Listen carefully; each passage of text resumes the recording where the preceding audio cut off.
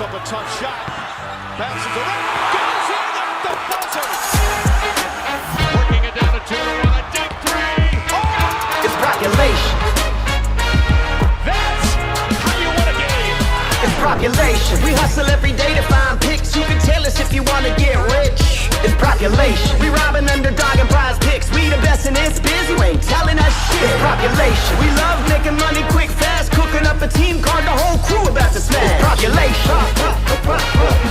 We do it for the fam, so everybody let's cash. The dopest team you ever seen. Winning money, stacking G's. Bookies setting traps, but they'll never catch me. Some people get addicted like rats to the cheese, but I got one obligation to bring Johnny to his knees. Holding back the props till the morning he knows. They'll be fishing in the shack, plotting nukes with the pros. Only withdraw, never reload. Underrated them out, amigos. We go with the honest, we seeking the bloods. We know when a fucking cheat code. Party that I'm sweating, it can't be good for my health. Some might call it making bets, I call it investing in myself. I'm picking props like stocks, population for the win. Got my sips in by the buzzer now, let the games begin.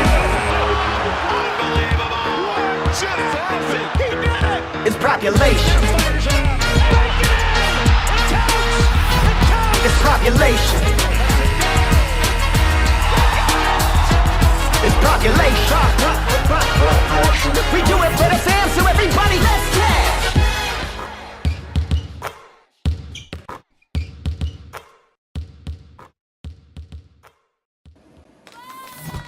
What's up, man? It's population. Prop. All right, we're ready for some more wins, man. Dope song as always. Oh, I got the double screen up. Oh, well, you look cool. Oh, there it is. How we doing? Good, man. Look at all that green. How can you be doing bad when there's all that green going on? Another good day, bro. Man, yeah. Started off scary on some of the core plays, man. And I got super busy yesterday, meetings and stuff, and I couldn't keep track of the news. And I said yesterday was a day to really follow the news. A lot of news came in late. Luckily broke our way. Miles Turner played, and the nuke play of the day hit. Halabozo Bunk Burton. Halabunko.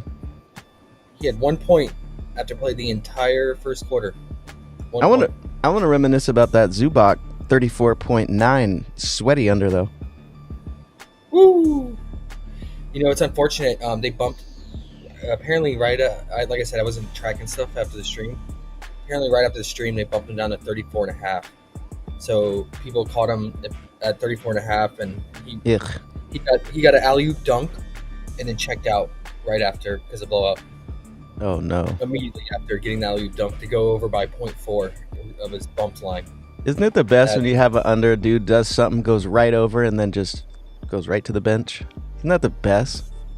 Oh, it's like the biggest fuck you to the gambling world. It is, and everyone's who's has a bet on it is just distraught, and the announcer knows nothing about your like sadness, and they just talk normal. Yeah. Great game. You're just dying over there. That's always the worst. Yeah, they're like hyped. Oh, alley-oop to Zubac, and then his night's over. Yeah. I'll tell you what, man. I'll get into it later when we get to Hurdle the Turtle. I'm done with these ogre goofy centers, and you know what I mean by that. I like that. They're annoying. They're annoying, man. I'm glad.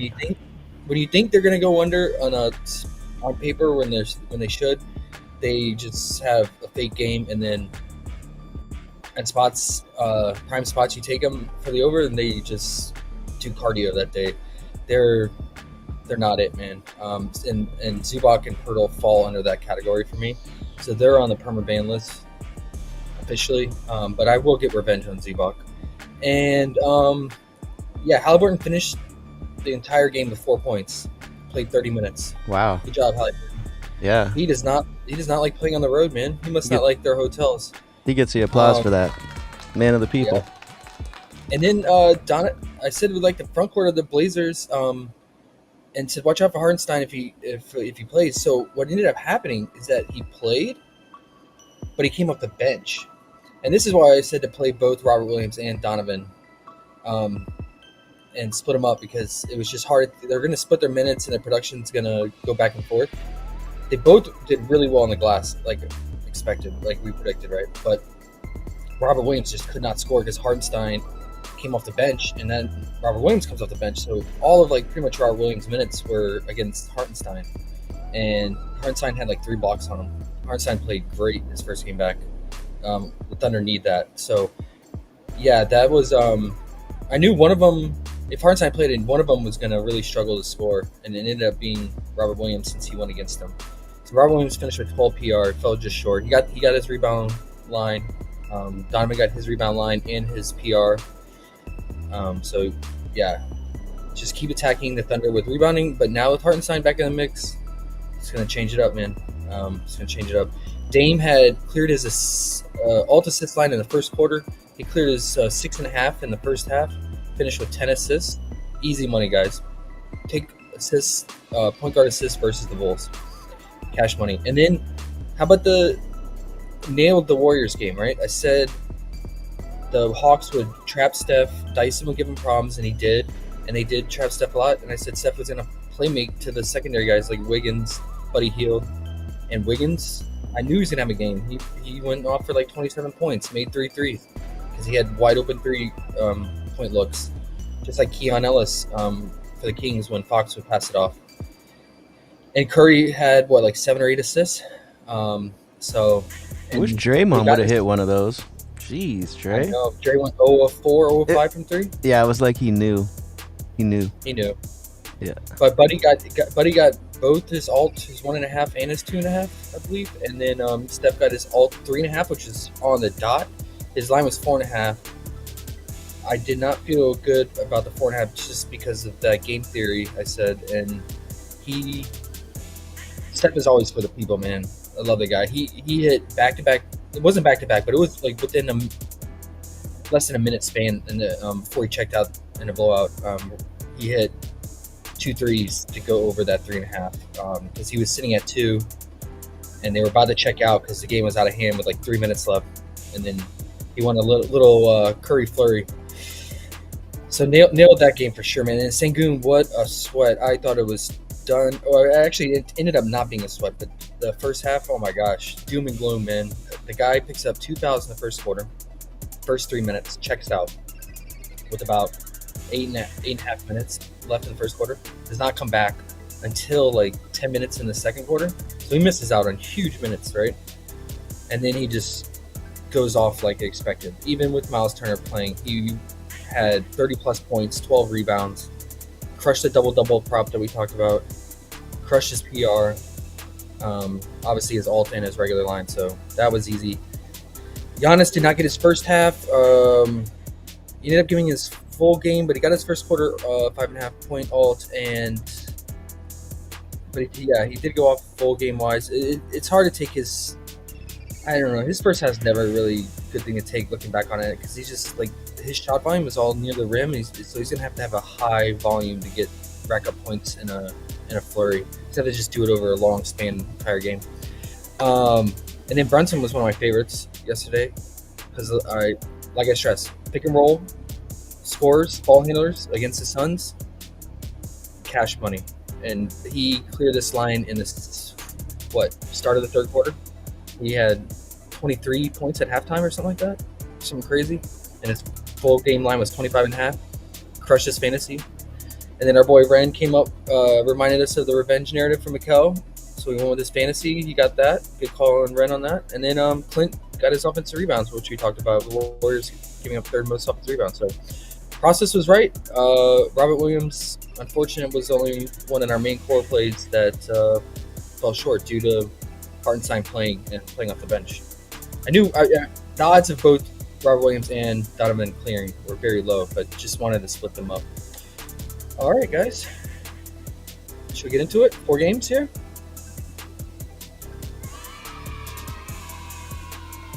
These games are pretty ugly, man. There's not one game above 230 total. Some very mediocre point totals, and there's not one team that runs top 10 pace.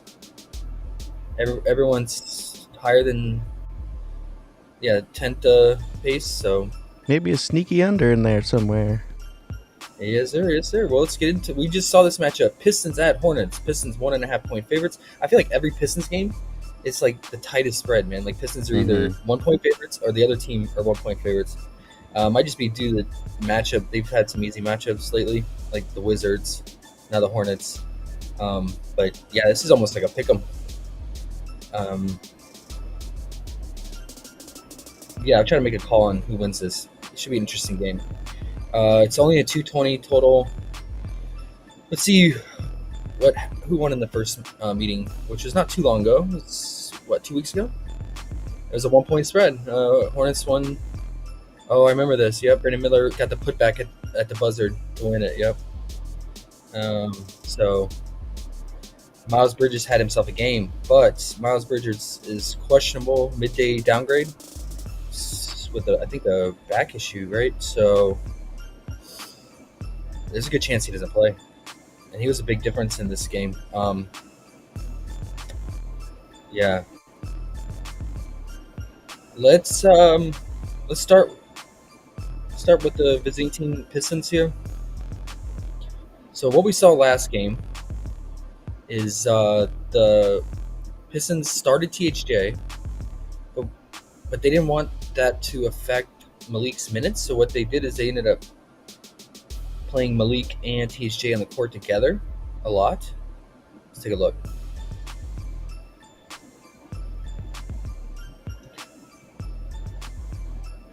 Yeah, they had a lot of their minutes overlapped, especially in the third quarter. Now that's good for Cade's assists, right? Because he's gonna have two wing shooters, 3-point shooters, waiting in the wing form to drive and dish it out and hit their threes. But it's bad for guys like Duran and Ivy. It's gonna lower their usage even more. And yeah, we saw that, man. Malik led the team in field goal attempts. I don't see that sustaining. Like, I think that was just the one-off, like, fluke thing here. I think Ivy picks back up the volume. I mean, Ivy only took 12 shots. He's normally taking like 15 plus. So I think his shot volume should pick back up, and Malik should come back down. But let's look at the matchup here for Ivy. In that game, he dropped 21 points, took his normal 16 shots, but he hit 3 threes. With him, like, for him to get his point line, he really has to hit those 5 or 6 threes that he takes. You need him to shoot at least hit 2 of them. And I don't want to bank on Ivy to hit his threes. That's why I usually avoid him. I mean, I liked him in the Bulls matchup because the Bulls give up so much near the rim. Hornets do too. They're bottom 2 near the rim. But their transition defense has been pretty good. Almost top 5. And all of Ivy's points mainly come from transition. He likes to push the pace, drive, and slash the basket. So, I mean, at 18.5, I don't think it's worth the over here. Maybe if you want to alt him down to 11.5, 14.5. But, yeah, it's a very average matchup. And now with THJ and Malik soaking up shot volume. And Tobias was active last game too. He could very well do the same here. He took 12 shots against the Hornets in that last meeting. He'll have a little bit easier time if Miles Bridges is out too. You won't have to waste energy on defense on him. So, yeah, it's a low line for Tobias, but I never trust him, man. Look at his rebounds underrated. This guy is notorious for this, right? He's like, okay, I'm trying to be consistent here, guys. 7, 8, 11, 9 rebounds. 32 minutes against the Bulls, 2 rebounds. Yeah, that's when I would have actually bet on him. That's why I never bet on him. He does that to me every time. Yep, he is that dude, man. Like, or he'll do that, right? He'll do 2, 3, 2, 4, and you'll say, "Oh, under double's easy," and he'll get 12. He'll get 12. He's so weird, man. I just think it's just a fluctuation in his motivation. I mean, the only person I really trust, man, is Cade. He's just been the most consistent on the team. His playmaking is phenomenal. And I think what's really boosted him this year, going back, is the addition of THJ and Malik Beasley. They didn't have those wing shooters. They didn't have those 3-point shooters the last 2 years for Cade, the past two, right? I mean, he was relying on Simone, the Italian stallion, who can hit his threes, but I mean, he's not an NBA experienced player like THJ and Malik, who've been in the league and used to being role players and just 3-point shooters over the years. So I think it's really been a boost to his playmaking. A lot of his assists are converted from the 3-ball on that, because he gets it to Duren sometimes, but I mean, really, man, it's like Duren is just, he does not get many passes and touches. A lot of his points come from putbacks. He has to earn it himself. And traditionally, the Hornets have been a team we attack with bigs, but they're different this year, man. Grant Williams has been holding it down in the paint, and Grant Williams has been stretching out bigs, and I want to get into that when we get to the Hornets. So, yeah, see, all his points are putbacks. 28% of his points, man. And the Hornets they're ranked 12th. They're about average, below average, or above average defense putback. So, I don't know. He played 8 minutes in that Hornets game. I think he got injured. So, yeah, we don't have to go off that. I think him only playing 8 minutes was also a big reason that Cade got 10 rebounds that game and a triple-double. So take that in consideration. Because we saw when Duren had this massive spike rebound game, 22 rebounds. Cade's rebound rate went way down, right? He got 6. So,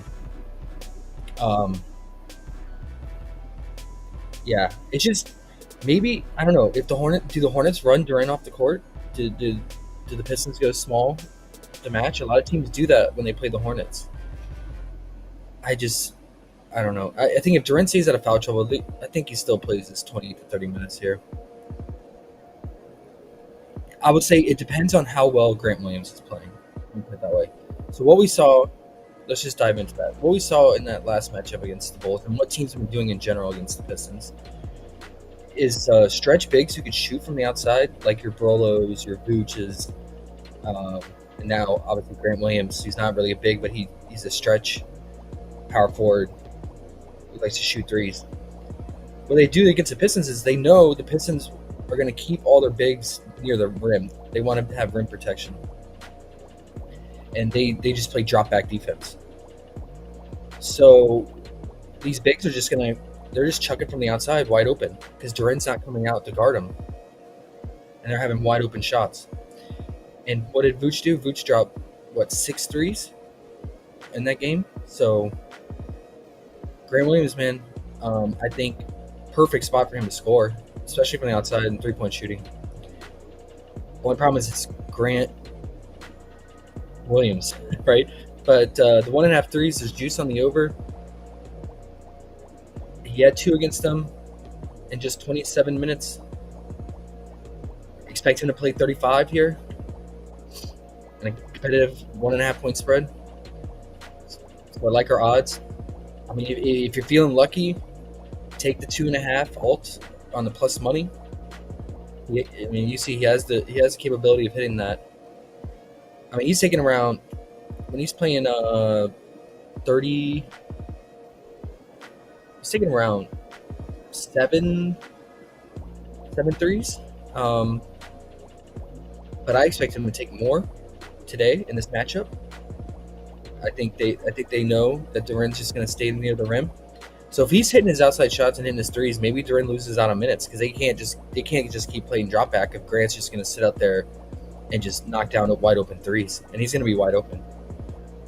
And it's even more of a boost if Miles Bridges is out. It's more shot volume for Grant too.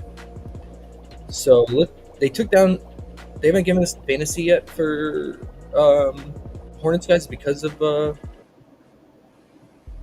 Miles Bridges popping up with the Q tag. But I think Grant has really good fantasy upside here too. So I would rank it like his fantasy.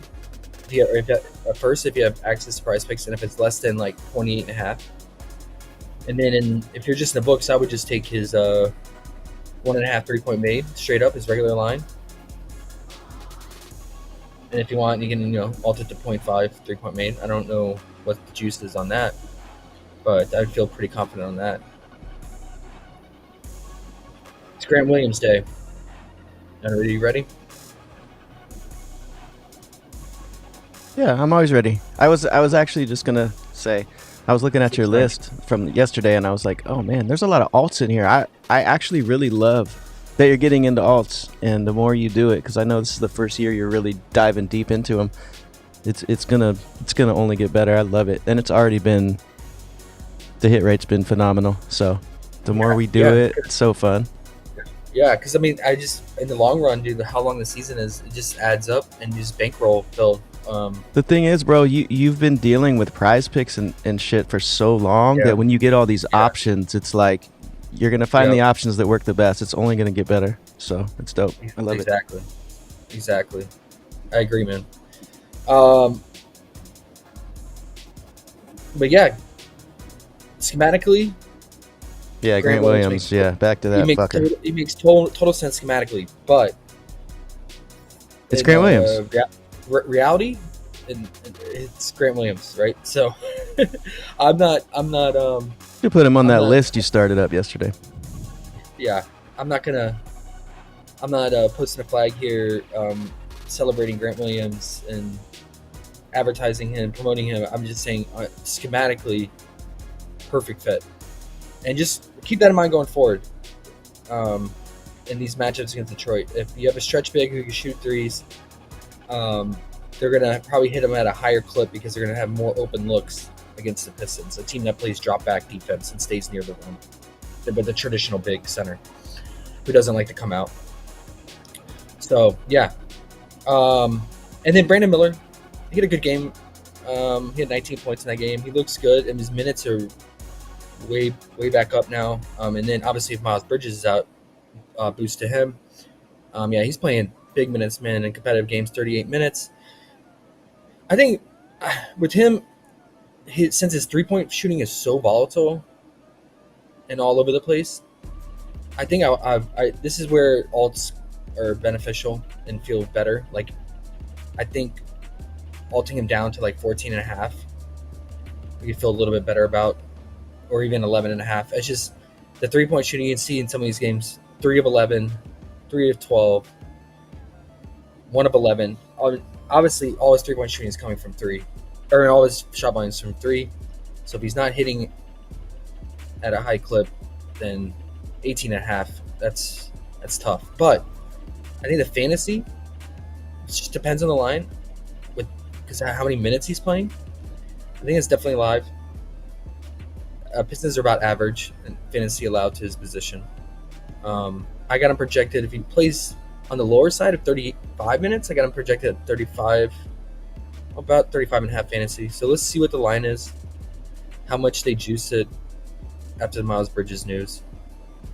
But let's put him at 36. Makes more sense here. And that'll put him at 36 fantasy. So I would say if it's anything below 34.5 or 33.5, I feel okay with.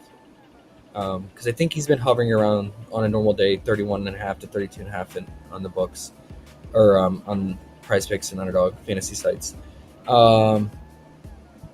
Yeah, so fantasy for him, and then alt lines, points. Let's talk LaMelo real quick. Don't want to spend too much time on this game, but LaMelo Ball got benched in the fourth quarter in a tight, close game against the Nets. Caused a huge controversy in the Hornets world. I was listening to podcasts on Hornets beat writers, and that's all he talked about the entire time. He did not close. See, he only played about 4 minutes in the fourth quarter. Was pulled. Coach said the reason he did it was because Trey Mann had a hot hand. He wanted to ride with Trey. But that's just BS because he's played Trey Mann and LaMelo on the court together before. I think what it really was is he's not unhappy with LaMelo on his turnovers and his fouls. He's turning it over at a really high clip, and he's fouling stupid fouls too. He's averaging like 4 to 5 fouls over his last 5 games. So I think coach is not happy with him. But it's just funny because if you didn't know, like LaMelo Ball actually leads the league at fourth quarter points. He scores the most points in the fourth quarter of any player, and where he gets majority of his points. So keep that in mind if you're betting live. But that's scary. So maybe we have some bad chemistry in this team right now. Who knows? Maybe it's just a one-off thing, and it's resolved now with him and the coach. Or maybe this is just the beginning of the end of LaMelo and the Hornets. And maybe down the It road should we see be. before. It should be, Yeah, bro. before- That dude needs deadline. something new, bro. That dude just runs around and just doesn't give a fuck. I know, but I mean, it's also kind of nice because he could have free reign. If he goes to a team that's stacked with other stars, I don't know. Does he fit? No, he We'll doesn't see. fit anywhere. Yeah, His dad probably gave him that idea. Do whatever you Yeah. want, son. You're the best ever. and he does. He just fouls, stupid take fouls. He does a bunch of take fouls. Like their Hornets fans hate it. He's Like, why annoying, does he bro. do these stupid take fouls? He's annoying.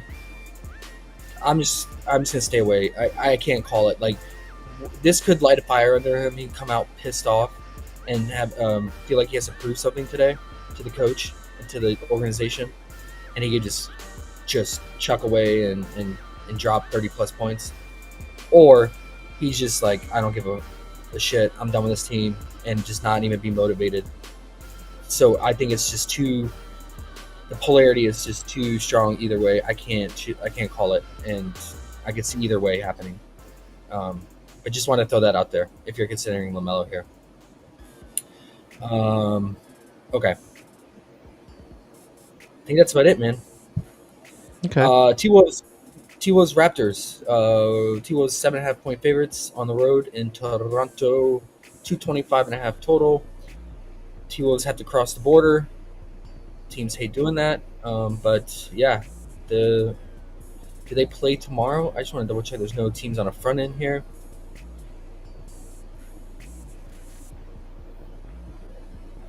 They do not. So that's good. Teams hate like having a back-to-back when they have to travel into Toronto. Okay, Mike Conley is questionable. Start with the road team, T-Wolves here. He's questionable. And Dante DiVincenzo is questionable as well. So this is really can't call it, man, because like they both eat into each other's minutes. If one is out and the other is in, then obviously it's a big boost to that person that's in. So that's just a wait and see game. Great spot for Julius and Gobert, and obviously Ant is always live if he's making his shots and his threes. But I stay away from Ant. He's too volatile for me, and his Speaking lines are of- always too high. Kev has he said Ant free throws maybe and Conley under. What do you think about those? Conley under only if Dante plays. Okay. If Dante doesn't play, that really secures Conley's minutes, and he's gonna play. Like, yeah, they have NAW, but like, it's just gonna free up some more space for Conley. So, free throws, yep. Raptors still number one. Free throw attempts allowed. It's just a matter if Ant. Sometimes Ant just chills and shoots threes, man. And when you're just chucking threes, you're not getting fouled. It's very low chance of getting fouled, right? So let's take a look at his numbers.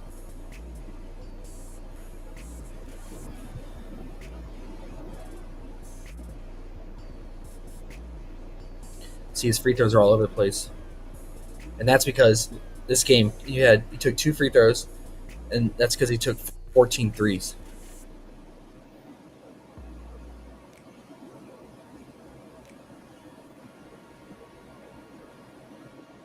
Yeah, man. There's a lot of games where it's just 2 free throw attempts.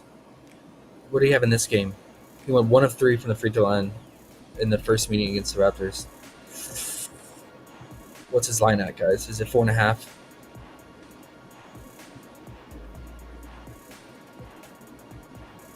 Oh, it must be on Underdog. Oh, no. There it is. Yep, it's 4.5. I don't know. It makes sense matchup-wise, but just depends on what Ant does here. If he's aggressive attacking or if he's just shooting threes. But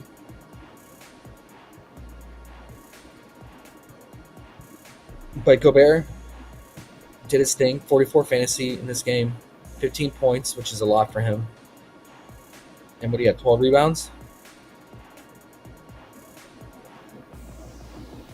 Yep. So makes sense if you want to take the double prop. I don't know how juiced it is.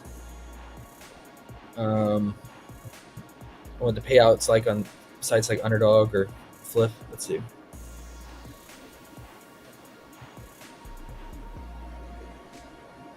Oh, it's minus 115 on Fliff.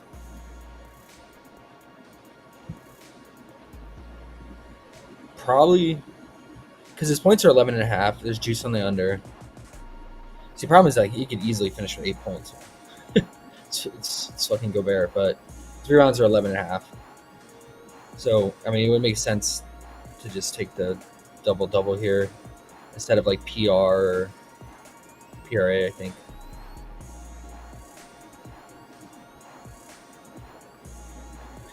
Yeah, because if he's not scoring 10 points, then that means he's getting like 8. That means he's going to need like 16 rebounds to clear that PR at 23.5. So double makes more sense in my opinion, and it's only minus 115 on Fliff.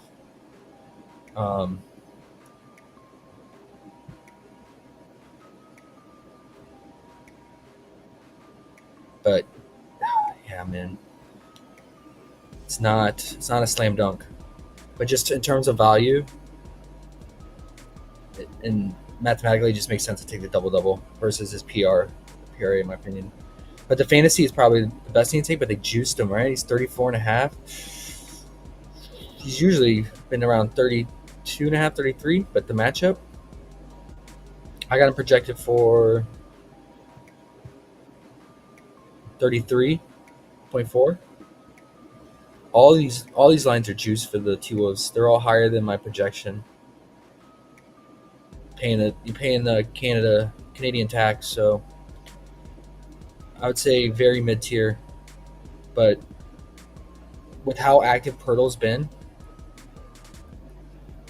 shooting-wise and usage, even if with Scotty being back, I think Gobert has a high chances of getting blocks and stocks here. I think he had 5 stocks in that first meeting.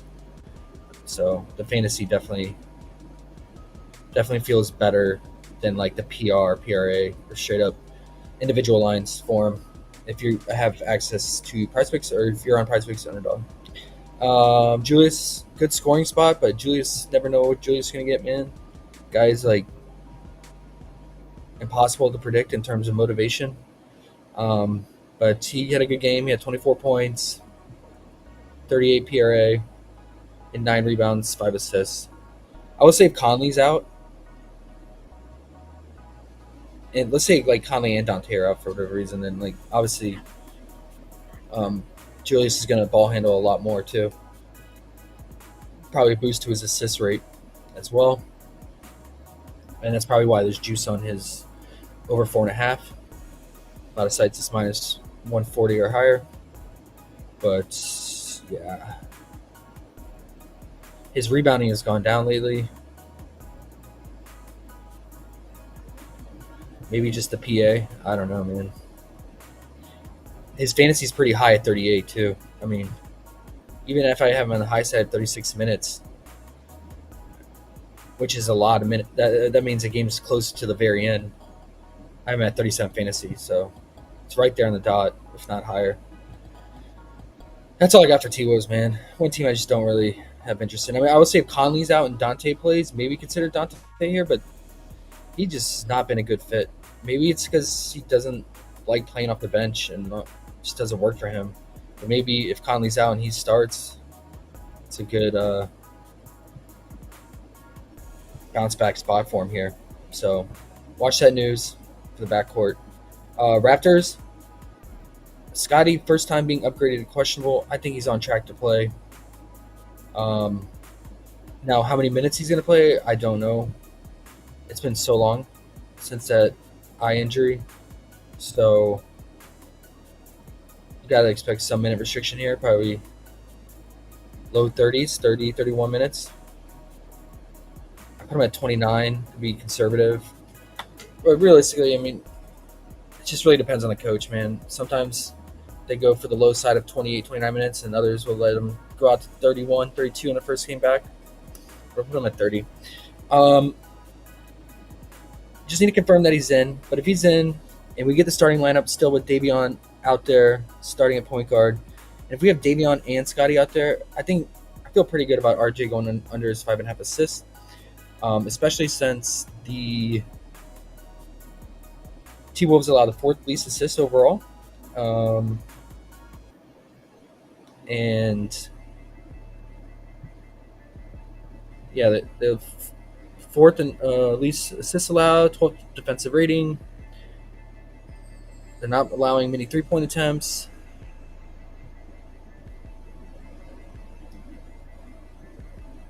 Near bottom in pace.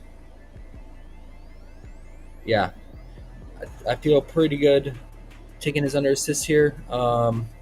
It's heavy juice on the under 5.5, and some books have already moved it to 4.5, like DraftKings and ESPN Bet. But let's look at games with Scotty in this season. There's only been one game they both played together, and that was right before Halloween, 28th of October. Scotty had 6 potentials and only 3 assists. Let's look at last season. With Scotty Barnes playing and RJ playing. RJ cleared that 5.5 in only 24% of the games, 6 of 25 games. And yeah, tough matchup, and having 2 ball dominant playmakers out there, and Davion and Scotty, I think it's gonna be hard for RJ. But RJ has been running the pick and roll with Pirtle, so never know. And it just depends on how many minutes Scotty plays. I'm hoping on the least high side of 20, and if not low side of 30. But yeah, I'm gonna take. I mean, I can see once the Scotty news comes in and just confirm that he's in, I could see either the public driving that line more, or the books just adjusting and all the books moving to 4.5. But we'll see, because there's already massive juice on the under as of right now before the Scotty Barnes news. I mean, Pinnacle's the highest at -168. So, Pirtle staying away. His points went down. They were all the way up at 16.5. Pinnacle still has him at 16.5, -172 in the under. He played the T-Wolves this year, only 30 minutes, but he only had 8 points. He's dominated the last 3 games, 25, 35, 30 points. But that's because look at the teams he's played. If we look at their points in the paint allowed, they are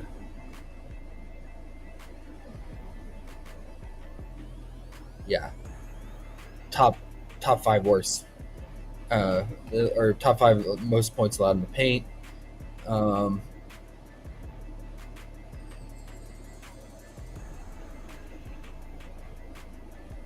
Yeah, this is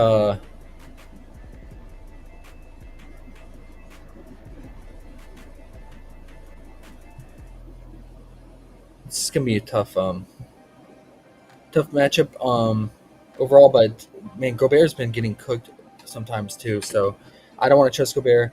I'm staying away from these guys, like I said, but I'm cheering for him to do bad personally. And then I'm good on Dick, especially with Scotty back. Although Scotty might give him more open shots, because Scotty was good at ball handling and driving and kickouts. So, but no Dick for me. Pause. And that's it, man. These are 2 teams are very gross in my opinion for betting.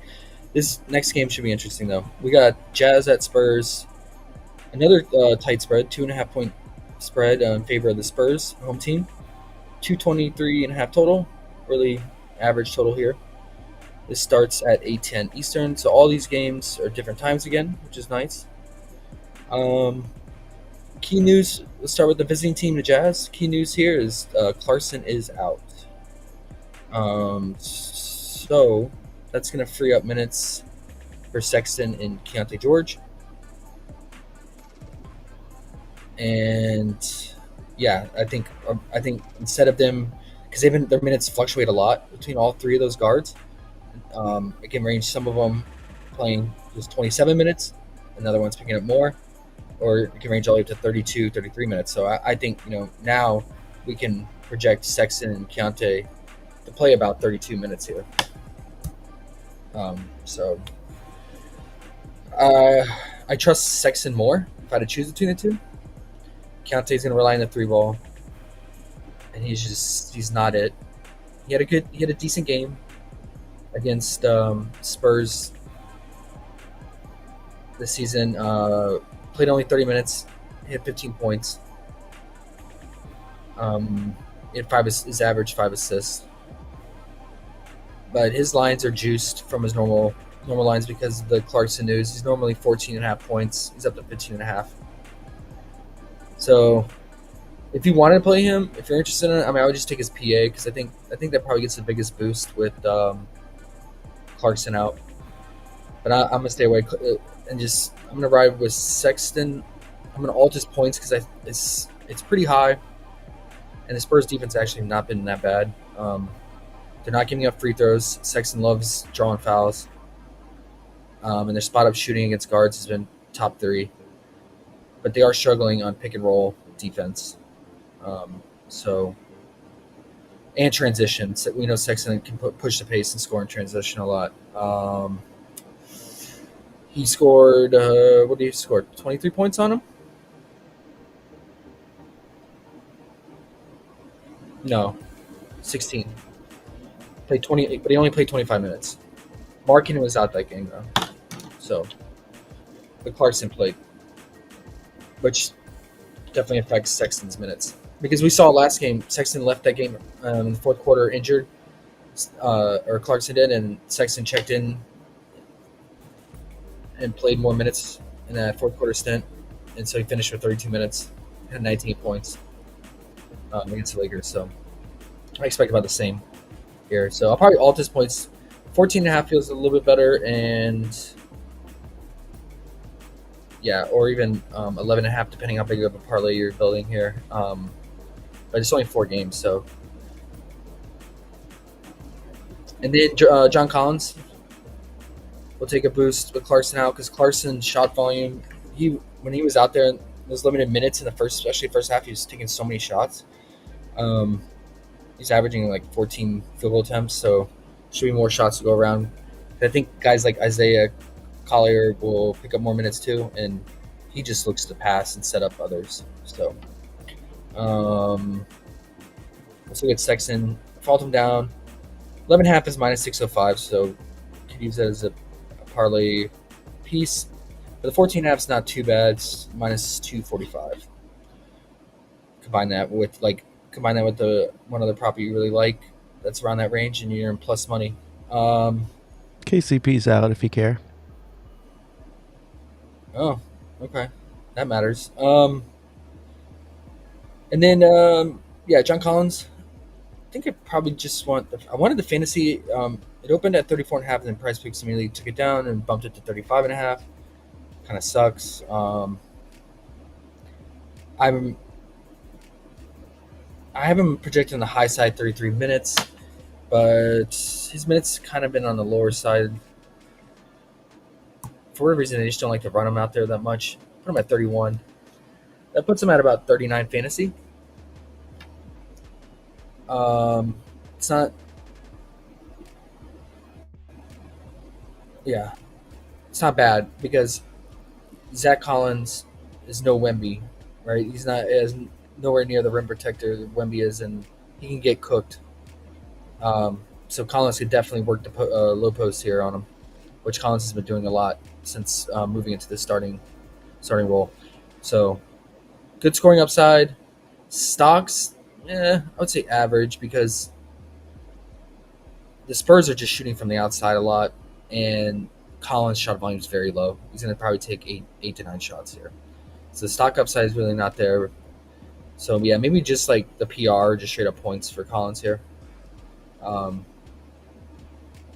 Is the way to go, because again, his shot volume is going to go up. Yeah, 19.5 is the next step down on the alt, but it's minus 610. And let's look at his points. He's normally 16.5 points, but he's up to 17.5 now, I think, because of Clarkson. They don't have his points. Perfect. Fliff is not offering it at the moment, so gonna have to come back and check on that. Okay, but in other books, he's at 18. Oh, I went to 18.5 in some books. Massive juice coming in on the 17.5, I guess, and moved the lines, and maybe that's why Fliff pulled them. That's getting up there now. I would say like the 17.5 is fringe, and now 18.5. So let's see, the first game he started since Kessler's been out was the Phoenix game on the 12th. Dropped 29, 28 back to back, and then since then 16, 13, 18. But these are all tough matchups for him. Kings, Clippers, and Lakers.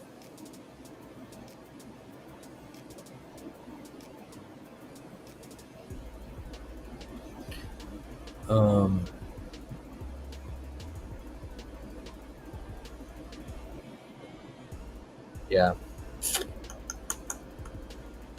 Well, I'm probably just gonna have to alt him too. Then I think that's too high, man. I mean, he definitely get it done, but you're gonna need market and not have a fake game. And I feel like he's due for a big game. He looked really good in that fourth quarter at the end of that Lakers game. He started heating up. I feel like he's just sleeping giant, ready to be woke here. So, and his shot volume's gonna go way up with Clarkson out too. Yeah, probably just gonna alt Mr. Collins PR 19.5 or just straight up points. Let's just see what the alt lines we get for him. And then Mr. Flip, he's flashed some upside here and there. Not the best matchup for him though. Not the best matchup. Spurs top 3, spot up shooting. He can't make his free throws. He's shooting terrible from the free throw line. I just wanted to, let's see what he's shooting. I've watched him break back-to-back free throws multiple times.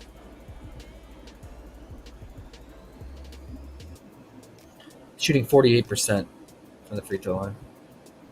That's disgusting. So, but the Spurs don't foul, right? So, yeah. I don't know how I feel about him. He was not involved at all in that Lakers game. Yeah. Okay, well, that's about it for the Jazz. I think I'm just going to stick with Sexton and Collins. You could consider Markin in here, but he's getting a lot of his points from free throws. 20% of his points are from free throws. And Spurs are allowing the least to his position. So that's why we took SGA under free throws in this matchup. But yeah, let's go to Spurs. No news here. Same unit that we just saw against OKC. Chris Paul and Zach Collins were on the injury report. They were questionable, but now they've been upgraded to probable. So full go here. It's a great assist spot for Chris Paul. All these guys, Castle, Collins, Jazz are just bleeding assists because they're bleeding threes, catch and shoot threes, high conversion for assists. But Chris Paul's lines have really jumped up because of that. His assist went from 8.5 to 9.5. Some books he's still 8.5. Okay, he went back down to 8.5. That's good. Yeah, it's a great assist spot for him. If you want to consider that, I think I'd rather bet on him to get 8+ than 9 here. But yeah, because the potentials are still. I mean, there's one game where he's gone over 20 over the last 2 weeks. there's just the players are just hitting their shots. But the thing is, man, like what's scary is like yes, this is a phenomenal assist spot for these guys, but like look who they're passing to, like Champagne, Castle, Harrison Barnes, and then Zachy Collins. Man, it's scary. So we're just gonna need high. We're just gonna need a high assist potential here. Now, Zach Collins, I'm very interested in. I was really high on AD's assist against the Jazz for this reason, and AD had 6, and that's because the Jazz try to do collapse help defense on bigs, especially when the bigs get in the high post, and then the bigs are just kicking it out and having wide open 3-point shooters. And like I said, the Jazz are just giving up the 3 ball at a high clip, so the centers are just racking up the assists here. I mean, Wemby even had 7. Yeah, I think and Zach, he can play make. That's one thing over the years he was decent at. He was good for always 2 to 3 in limited minutes. He played the Spurs, or he played the Jazz early this season off the bench. He only played 11 minutes, and he still had 5 potentials in 11 minutes. That's really high for him, right? Because like, look, he started against OKC, played 26 minutes, and only had 3 potentials and 3 assists. Whatever it is, man, it's just like centers just the assist rate goes way up, and the amount of passing goes way up. So,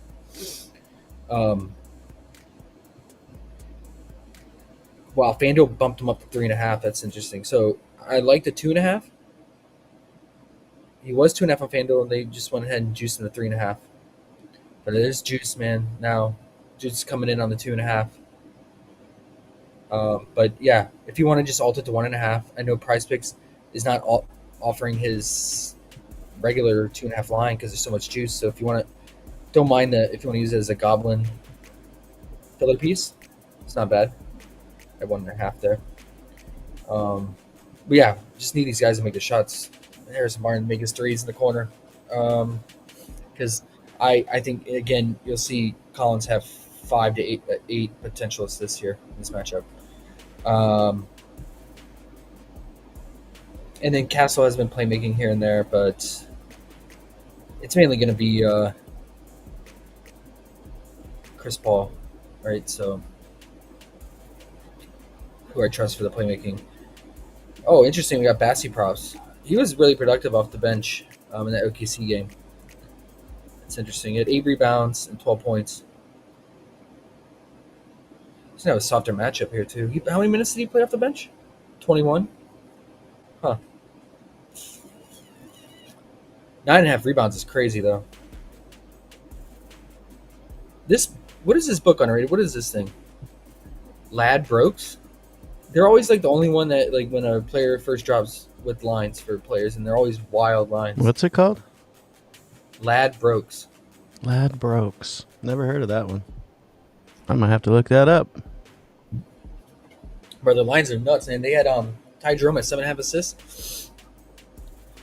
I love when the lines are crazy. I got to go look that up now. Yeah. 9.5 rebounds for a guy off the bench playing 20 minutes. I mean, could he do it? Sure. He had 20 minutes, but that was a favorable matchup against OKC. That's crazy. He played 22 minutes against Dallas, 6 rebounds. I don't know. Yeah. Trey Jones, how many minutes has he been playing off the bench? I haven't been tracking him. Just average. Bench minutes of like 17, 18, 19. Okay. Wait, why do they have his assist at 5.5? This lad broke. What the? Could it be like an alt thing, and then they're just not putting the know. right? Sometimes these little things pull in the numbers wrong. It could be. Maybe. For multiple players though? Every game, every day too? No, but I've seen them when they do the alts wrong. Like they have the alt line and then they have the wrong price. But who knows? Okay. Maybe. Oh, we have Collier.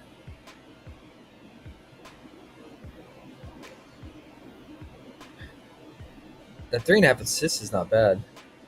If that's the actual line. Ladbroke. That's all the guy does, man, is just playmake. But especially with no Clarkson out there. Because Clarkson with the second unit was playmaking.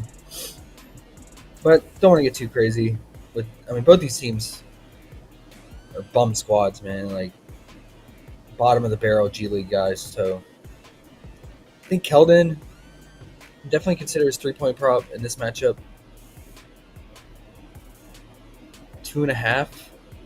See, I don't even know if that's a real line because it's always Ladbroke with the first lines when these players first drop. Look out for Keldon's props, but he made 1 of 6 or 3 against the Jazz. But maybe he's on a hot streak now because he went 6 of 12 from 3 against OKC. Finally started making his threes. Otherwise, he's just been making 1 a game. But yeah, best way to attack the Jazz is 3-point shooting. Obviously, look at Dalton Connect. The guy had set the rookie record of 9 threes made for a rookie in a single game. So, only thing is, all these guys are just really bad, inconsistent 3-point shooters. Barnes, Castle. And Castle's 1 of 7, 14%. 1 of 5, 1 of 3. His volume's just not there. It's either 1 of 3, 1 of 5. It's 1.5 plus money if you want to consider it. It's not bad value. Again, the best way to attack the Jazz is with the 3-ball. He played 35 minutes last game. If he can push over 32, 34 minutes here, maybe get that 3-point volume 5 plus attempts. If you're feeling risky, you want to chase plus money on a single bet, yeah, maybe. Looks like the best odds you get is on BetMGM at plus 120. For those who like to risk it for the biscuit on 3-point shooting. But yeah, he's a rookie. He's gonna be up and down, right? Super inconsistent. Yeah, it's just none of these guys, man, they trust for 3-point shooting. Pass. Pass. There you go. What about Zach's 3-point prop? What's it at? What at half? If we just alt it to 1, is it terrible odds? He can hit threes. Both show. He did at the end of the game to save us in that OKC.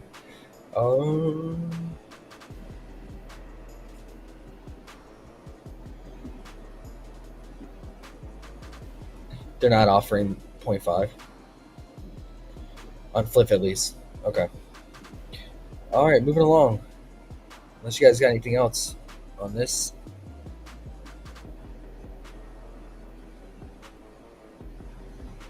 Trey Jones at 9.5 points is kind of wild too, man. The dude's taking 3 shots off the bench in 17 minutes. Rin says Wendell Carter questionable. J. Cole says such an ugly slate today. It's ugly, Jay. We're out here digging with no gloves on. He said. He also said, "You said sleeping giant about Embiid. I took his first half points. Easy money." Oh, nice one. I like it, Jay. That's playing with confidence, man. I love it. Big Kev said, "Pause." Evan said, "Do you play fantasy basketball?" Yes, I do. I do. Not like I used to back in the day, man. Before prop betting got really big with PrizePicks and Underdog. I used to play a lot more on FanDuel and DK, but now and then I'll just do a couple of single entries for fun. Bring back old times. But it just seems kind of dead, man, right now. I don't know. There's not many tournaments like they used to be. And I think just prop betting kind of killed it because some of the casual bettors or fantasy players shifted over to that. And then all the sharks doing these these like auto-generated lineups and models that just spit out like optimizers, right? Like it just destroyed. I feel like the field. It's just like optimizer versus optimizer. Who has the best optimizer? Yeah. And I just like building by hand, man. Like I get it, the optimizer's the way to go, but hand building was always made it fun. It gave you ownership like of your lineup, and you feel good about it, right? Instead of like someone's just spitting out a bunch of random shit. Was an AI writing your song for you? Yeah. But I mean, the guys that are doing that. I mean, that's their job. I mean, it's their job, and we get income, so they don't care. Big Kev got a bunch of questions for you, but there's probably, I'll just read them through, and you can stop me if you want to talk more about them. Collins 12 field goal attempts. Yeah, solid. Only downside, I mean, the matchup is average in terms of pace and field goal attempts allowed. Like the Spurs are, right in the middle of the road on how many field goal attempts they allow, and they're about middle of the road in pace too, right? So towards the bottom, they're bottom 10, but again, Clarkson accounted for so many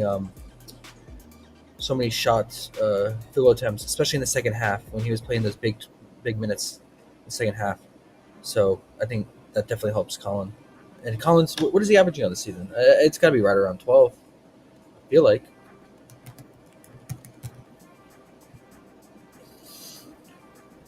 He's averaging 12.9. I mean, it's almost 13, so and it's 12 flat, right? I think it's a good look, Kev. I like that, man. If you're on PrizePick. Sexton field goal attempts. Is it still 12 flat? I went to 12.5. Okay, but still, not bad. Sexton? Mm-hmm.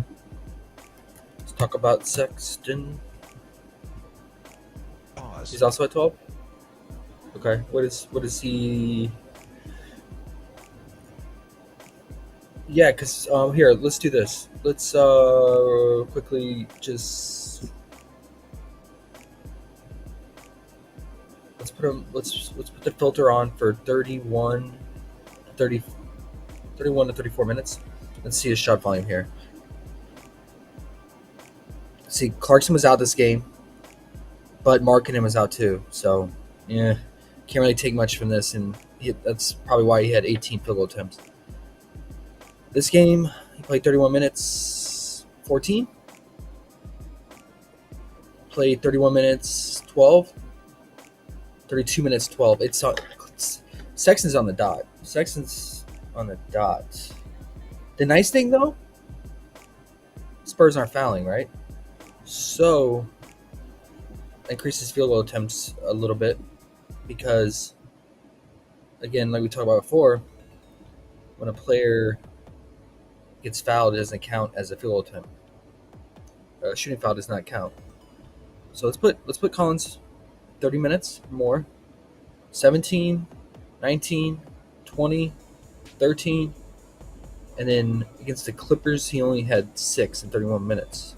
Tough matchup, though, against the Clippers. Derek Jones and Chris Dunn out there on the perimeter. So, who went off in that game? Someone must have black holed like a motherfucker in that game. 12 from Markkanen. Only 9? Who shot? It was just like, I don't know. That's weird, man.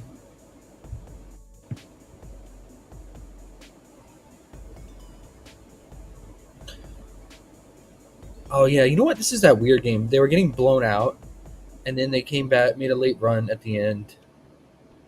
I think it was their bench guys that carried them back. Okay. So, I think Collins, man. I think go with your initial call on Collins. If you're trying to choose between the two, I think Collins makes sense. I'm with it. Castle PRA. Huh? Castle PRA. Castle. It's a good matchup. But, again, it's a rookie, man. And he's been super inconsistent. So. Franz threes.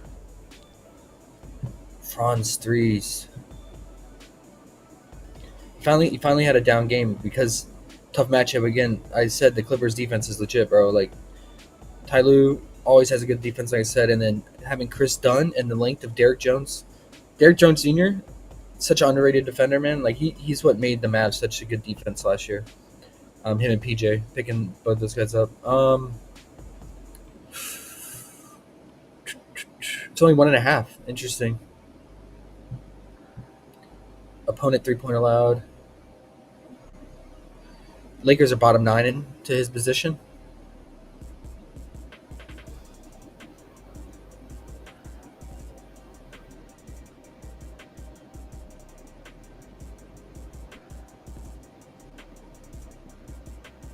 Seems like an average matchup, man. He could do it if the volume's there. Need him to take more than 4, for sure. I mean, hopefully he takes his normal 8, right? Yeah. I mean, the value's not bad. I don't know what book you're in or looking at. I mean, FanDuel is the best value, minus 110. I mean, Pinnacle is all the way up to minus 137. So if you have access to FanDuel or Bet365, yeah. All right, what else, man? There was one other thing. Oh, just Wendell Carter's questionable, Ren says. Didn't Jay have a couple questions, or do we? Jay just said ugly slate and Embiid first half. And what up, prop team? What up? And you got 6 minutes. Yep, I do. Well, 10 minutes. Okay. 10 minutes. Last game on the dock.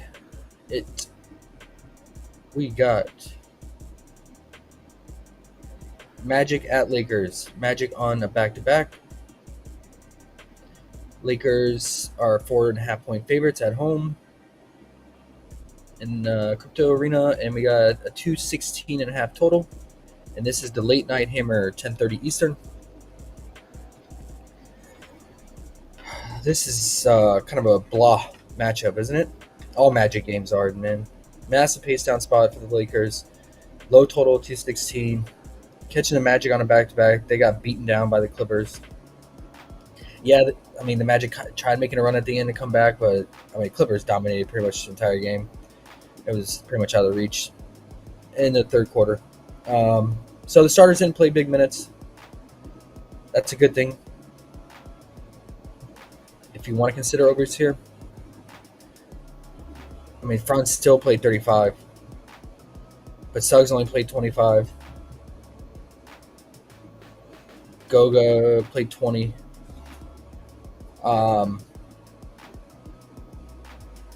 Yeah, Goga's going to have his hands full against AD, man.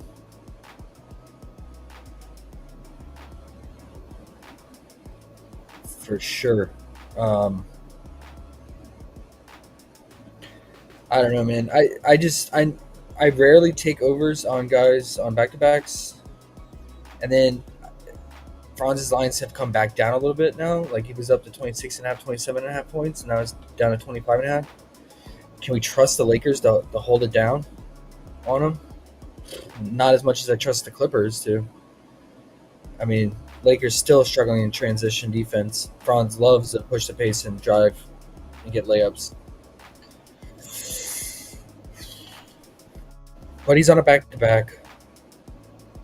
But they didn't have to travel, though, right? Like, same arena, same area.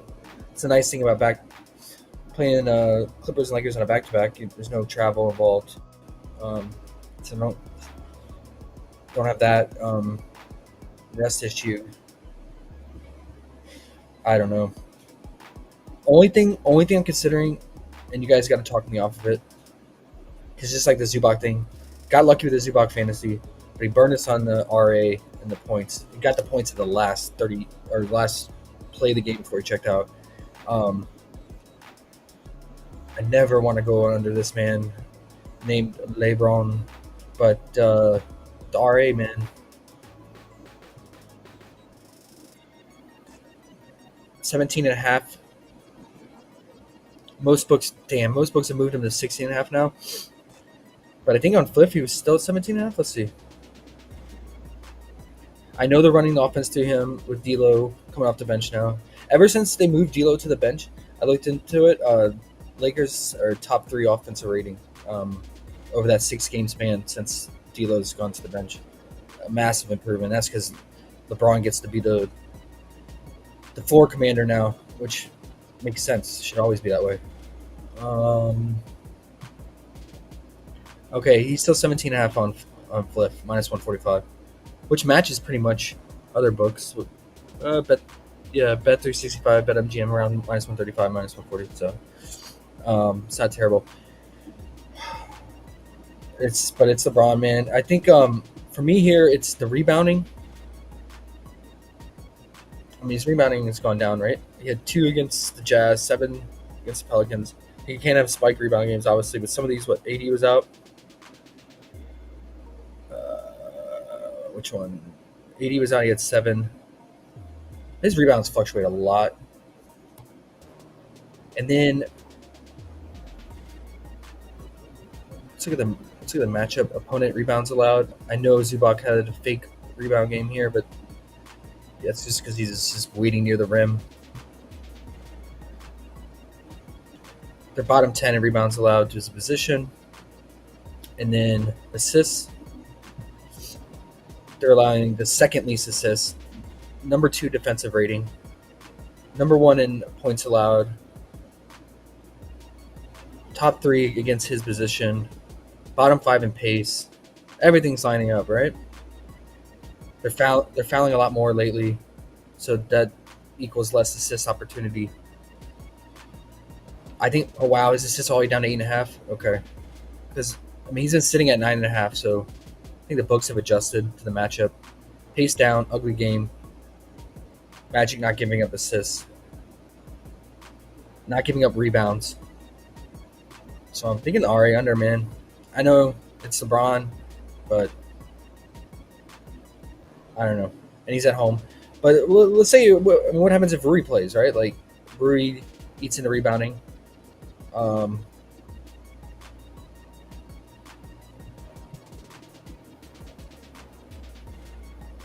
Sad Rui.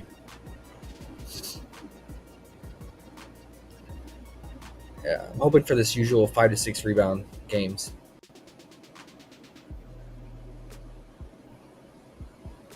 These games that he had these spike rebounds, I mean, I think just AD took the night off on the glass, didn't he? Yeah, this is when AD's rebounds went way down. It looks like, I mean, he had 4 rebounds against Toronto. Crazy.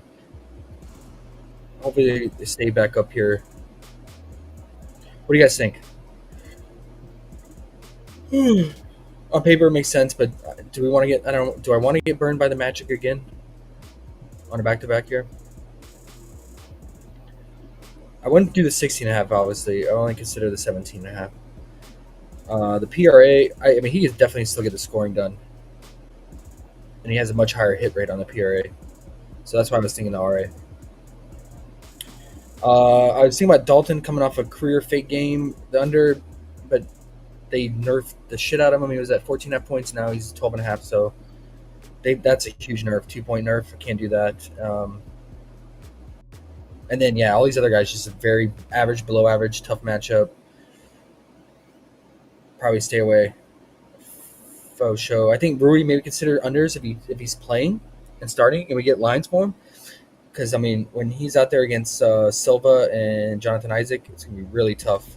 Really tough. And he's been out extended time, come out cold. If his lines are really 14.5, if this lad Brooks, janky site's real, I mean, I would take the under on that for sure. But I don't even know if those are real lines. But look out for that.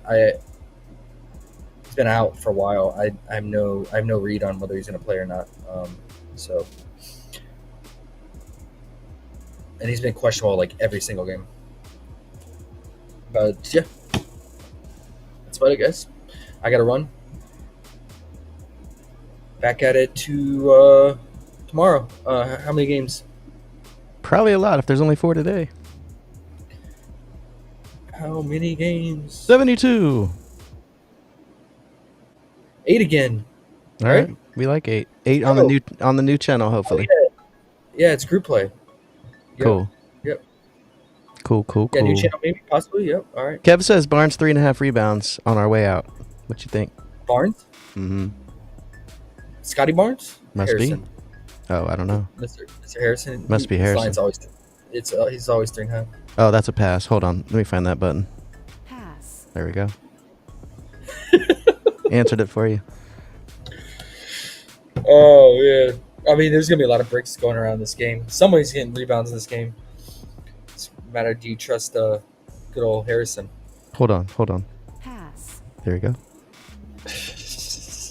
Love it, bro. All right, guys. Back at it tomorrow. I'll catch you, people in the Discord, for lock. New channel tomorrow. Coming soon. All right, man. Late. Oh, let's go. Later, guys.